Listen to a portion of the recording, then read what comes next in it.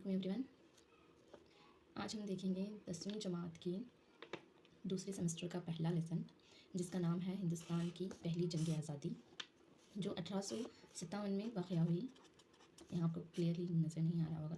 तो इस लेसन में जो है पूछा जाएगा कि पहली जंग आज़ादी के अहम वजूहात क्या हैं या असबाब क्या हैं, या पहली जंग आज़ादी के फ़ौरी असबाब क्या हैं, या पहली जंग आज़ादी के असरात क्या रहे, या फिर पहली जंग आज़ादी की नाकामी के सबब बताओ या वजूहात बताओ। तो इसी के रिगार्डिंग हम सबसे पहले देखेंगे कि पहली जंग आज़ादी के असबाब या वजूहात क्या रहे। तो इसमें 5 किस्म की वजूहात हैं। सबसे पहले तो सियासी असबाब या सियासी वजूहात, दूसरा आता है मुआशी असबाब या मुआशी वजूहात, या तीसरा आता है इंतज़ामी असबाब या इंतज़ामी वजूहात, चौथा आता है फ़ौजी असबाब या फ़ौजी वजूहात, और पाँचवा हमारा आता है फ़ौरी असबाब या वजूहात। तो सबसे पहले हम देखेंगे सियासी असबाब। सियासी असबाब में मैंने 5 पॉइंट्स बताए हैं। आप बस इन 5 पॉइंट्स को याद रखना और यही 5 पॉइंट्स को लिख देना।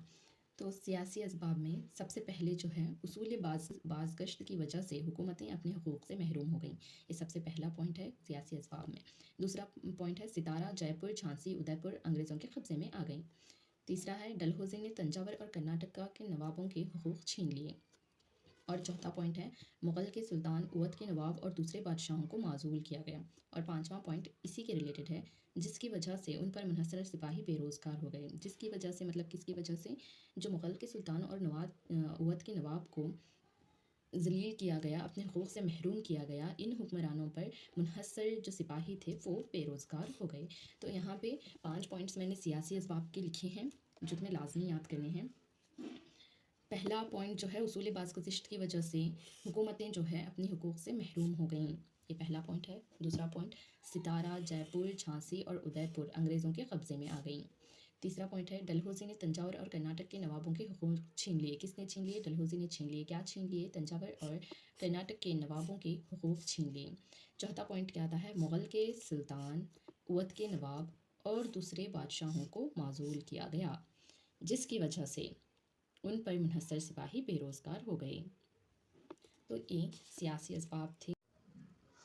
अब हम मुआशी असबाब देखेंगे, जो कि हिंदुस्तान की पहली जंग आज़ादी का दूसरे असबाब हैं या दूसरा सबब है। तो इसका पहला पॉइंट कुछ इस तरह है, इंग्लैंड में सनती इनकलाब की शुरुआत हुई। आप बस इतना लिखें।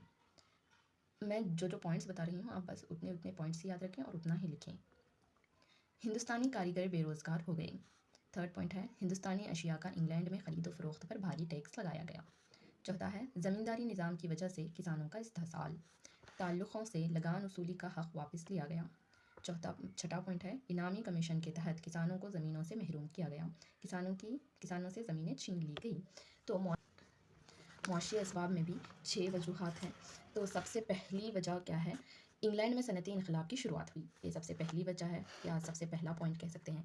दूसरा है हिंदुस्तानी कारीगर बेरोज़गार हो गए। आप बस इतना ही याद रखें और इतना ही लिखें, आपको अच्छे मार्क्स मिल जाएंगे। नंबर 3, हिंदुस्तानी अशिया का इंग्लैंड में ख़रीद फ़रोख्त पर भारी टैक्स लगाया गया। हिंदुस्तानी अशिया जो थे, घरेलू सनतें और दस्तकारी से जो अशिया फ़राहम होती थी इंग्लैंड को, जो मसाले फ़राहम होते थे, कुछ भी फ़राहम होता था, उस पर भारी टैक्स लगाया गया। चौथा पॉइंट है ज़मींदारी निज़ाम की वजह से किसानों का इस्तेहसाल। मैं इस पॉइंट को आपको समझाता हूँ। ज़मींदारी निज़ाम की वजह से ज़मींदार और जो अंग्रेज़ थे उनके बीच में एक दलाल हुआ करता था, जिसे कमीशन एजेंट भी कहते थे।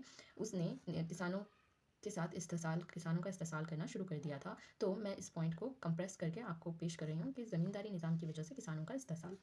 आप बस इतना लिखें तो आपको मार्क्स मिल जाएंगे। अगर आपको ज़्यादा लिखने की ख्वाहिश है तो फिर आप टेक्स्ट बुक का इस्तेमाल कर सकते हैं। ये सारे पॉइंट्स टेक्स्ट बुक में मौजूद हैं। ताल्लुक़ों से लगान वसूली का हक़ वापस लिया गया। तो पहले ताल्लुक़ों को एक हक़ हुआ करता था कि वो किसानों के लगान को वसूल करें, लेकिन ताल्लुक़ों के पास जो लगान वसूली का हक़ था उसे वापस लिया गया और इनामी कमीशन बनाई गई। और इस इनाम कमीशन के तहत किसानों को उनकी ज़मीनों से महरूम किया गया, उनकी ज़मीनें छीन ली गई। ये क्यों हुआ? क्योंकि बहुत सारी ज़मीनें ऐसी थी जो बादशाहों ने या उस दौर के हुक्मरानों ने किसानों को, या जिसके पास ज़मीनें मौजूद थीं उस वक्त, वो सारी ज़मीनें इन्हें अतियात में मिली हुई थीं। ऐसी ज़मीनें जिनके पास दस्तावेज़ नहीं हैं, उन दस्तावेज़ न होने वाली ज़मीनों को अंग्रेज़ों ने अपने कब्ज़े में ले लिया, जिसे इनामी कमीशन कहते हैं। नेक्स्ट आता है इंतज़ामी असबाब। इंतज़ामी असबाब में भी 4 पॉइंट्स हैं। سب سے پہلا، ہندوستانیوں پر انگریزوں نے نئے دیوانی اور مجرمانہ قوانین عائد کیے۔ ہندوستانیوں پر میں نے اس لیے لکھا ہے کیونکہ جو انگریزوں نے نئے دیوانی اور مجرمانہ قوانین فائز کیے تھے وہ صرف اور صرف ہندوستانیوں پر اطلاق کیے جاتے تھے، اسی لیے میں نے دو جملوں کو ملا کر ایک جملہ بنایا ہے، ہندوستانیوں پر انگریزوں نے نئے دیوانی اور مجرمانہ قوانین عائد کیے۔ تو دوسرا پوائنٹ ہے، انگریزی زبان عدالتی زبان بن گئی۔ تو تمام تر جو عدالتیں تھیں وہاں انگریزی زبان میں فیصلے یا کیسز چلتے ہیں۔ اب ہم معاشی اسباب دیکھیں گے جو کہ ہندوستان کی پہلی جنگ آزادی کا دوسرے اسباب ہیں یا دوسرا سبب ہے۔ تو اس کا پہلا پوائنٹ کچھ اس طرح ہے، انگلینڈ میں صنعتی انقلاب کی شروعات ہوئی۔ آپ بس اتنا لکھیں، میں جو پوائنٹس بتا رہی ہوں آپ بس اتنے پوائنٹس ہی یاد رکھیں اور اتنا ہی لکھیں۔ ہندوستانی کاریگر بے روزگار ہو گئے۔ تھرڈ پوائنٹ ہے، ہندوستانی اشیاء کا انگلینڈ میں خرید و فروخت پر بھاری ٹیکس لگایا گیا۔ چوتھا ہے، زمینداری نظام کی وجہ سے کسانوں کا استحصال، تعلقوں سے لگان وصولی کا حق واپس لیا گیا۔ چھٹا پوائنٹ ہے، انعامی کمیشن کے تحت کسانوں کو زمینوں سے محروم کیا گیا، کسانوں سے زمینیں چھین لی گئی۔ تو معاشی اسباب میں بھی 6 وجوہات ہیں، تو سب سے پہلی وجہ کیا ہے، انگلینڈ میں صنعتی انقلاب کی شروعات ہوئی، یہ سب سے پہلی وجہ ہے یا سب سے پہلا پوائنٹ کہہ سکتے ہیں۔ دوسرا ہے، ہندوستانی کاریگر بے روزگار ہو گئے۔ آپ بس اتنا ہی یاد رکھیں اور اتنا ہی لکھیں، آپ کو اچھے مارکس مل جائیں گے۔ نمبر 3، ہندوستانی اشیاء کا انگلینڈ میں خرید و فروخت پر بھاری ٹیکس لگایا گیا۔ ہندوستانی اشیاء جو تھیں، گھریلو صنعتیں اور دستکاری سے جو اشیاء فراہم ہوتی تھیں انگلینڈ کو، جو مسالے فراہم ہوتے تھے، کچھ بھی فراہم ہوتا تھا، اس پر بھاری ٹیکس لگایا گیا۔ چوتھا پوائنٹ ہے، زمینداری نظام کی وجہ سے کسانوں کا استحصال۔ میں اس پوائنٹ کو آپ کو سمجھاتا ہوں۔ زمینداری نظام کی وجہ سے زمیندار اور جو انگریز تھے ان کے بیچ میں ایک دلال ہوا کرتا تھا جسے کمیشن ایجنٹ بھی کہتے تھے، اس نے کسانوں کے ساتھ کسانوں کا استحصال کرنا شروع کر دیا تھا۔ تو میں اس پوائنٹ کو کمپریس کر کے آپ کو پیش کر رہی ہوں کہ زمینداری نظام کی وجہ سے کسانوں کا استحصال۔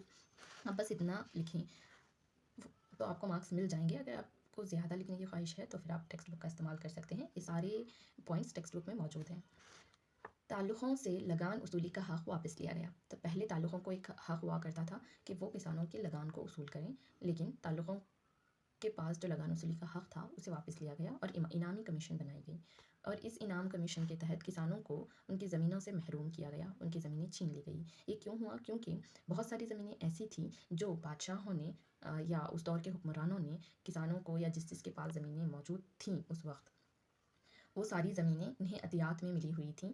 ایسی زمینیں جن کے پاس دستاویز نہیں ہیں، ان دستاویز نہ ہونے والی زمینوں کو انگریزوں نے اپنے قبضے میں لے لیا، جسے انعامی کمیشن کہتے ہیں۔ نیکسٹ آتا ہے انتظامی اسباب۔ انتظامی اسباب میں بھی 4 پوائنٹس ہیں۔ سب سے پہلا، ہندوستانیوں پر انگریزوں نے نئے دیوانی اور مجرمانہ قوانین عائد کیے۔ ہندوستانیوں پر میں نے اس لیے لکھا ہے کیونکہ جو انگریزوں نے نئے دیوانی اور مجرمانہ قوانین فائز کیے تھے وہ صرف اور صرف ہندوستانیوں پر اطلاق کیے جاتے تھے، اسی لیے میں نے دو جملوں کو ملا کر ایک جملہ بنایا ہے، ہندوستانیوں پر انگریزوں نے نئے دیوانی اور مجرمانہ قوانین عائد کیے۔ تو دوسرا پوائنٹ ہے، انگریزی زبان عدالتی زبان بن گئی۔ تو تمام تر جو عدالتیں تھیں وہاں انگریزی زبان میں فیصلے یا جو کیسز چلتی ہیں وہ انگریزی زبان میں چلنے لگی تھیں، تو اسی لیے میں نے انگریزی زبان عدالتی زبان بن گئی یہ جملہ لکھا ہے تاکہ آپ کو یاد کرنے میں آسانی ہو۔ انگریز جج انگریزوں کی طرفداری کرتے تھے، یہ بات آپ کو تو سمجھ میں آ گئی ہوگی۔ نیکسٹ پوائنٹ، نئے قوانین عام لوگوں کی سمجھ سے باہر تھے۔ جو بھی نئے قانون بنائے جا رہے تھے وہ عام لوگوں کی سمجھ سے باہر ہو گئے تھے۔ تو انتظامی اسباب میں بھی کتنے پوائنٹس ہیں؟ 4 پوائنٹس ہیں، جس کا پہلا پوائنٹ کیا کہتا ہے کہ ہندوستانیوں پر انگریزوں نے نئے دیوانی اور مجرمانہ قوانین عائد کیے۔ تو دوسرا پوائنٹ کیا کہتا ہے؟ انگریزی زبان عدالتی زبان بن گئی۔ اور تیسرا پوائنٹ کیا ہے؟ انگریزی جج انگریزوں کی طرفداری کرتے تھے۔ اور چوتھا پوائنٹ کیا ہے؟ نئے قوانین عام لوگوں کی سمجھ سے باہر تھے۔ نئے قوانین عام لوگوں کی سمجھ سے باہر تھے۔ یہ سارے پوائنٹس آپ کو یاد کرنے کی ضرورت بھی نہیں ہے کیونکہ اب حکومت انگریزوں کی تھی، تو جو مجرمانہ قوانین بنائے جاتے تھے وہ ہندوستانیوں کے خلاف بنائے جاتے تھے، یہ تو بات آپ کو پتہ ہے، اور اس کو آپ آسانی سے جملے میں استعمال کر کے لکھ سکتے ہیں کہ ہندوستانیوں پر انگریزوں نے نئے دیوانی اور مجرمانہ قوانین فائز کیے۔ اگر انگریزوں کی حکومت ہے تو زبان بھی انگریزی چلتی تھی، تو آپ یہ جملہ بھی آسانی سے لکھ سکتے ہیں کہ انگریزی زبان عدالتوں میں استعمال کی جاتی تھی، یا عدالتی زبان جو تھی وہ انگریزی تھی۔ تھرڈ پوائنٹ جو ہے، اب حکومت انگریزوں کی ہے تو جج بھی ان کے ہوں گے اور فیصلے بھی ان کے حق میں کیے جائیں گے اور ان کی ہی طرفداری کی جائے گی، تو یہ پوائنٹ بھی آپ آسانی سے لکھ سکتے ہیں۔ تو چوتھا ہے، نئے قوانین عام لوگوں کی سمجھ سے باہر تھے۔ دیکھا جا رہا ہے کہ انگریزی زبان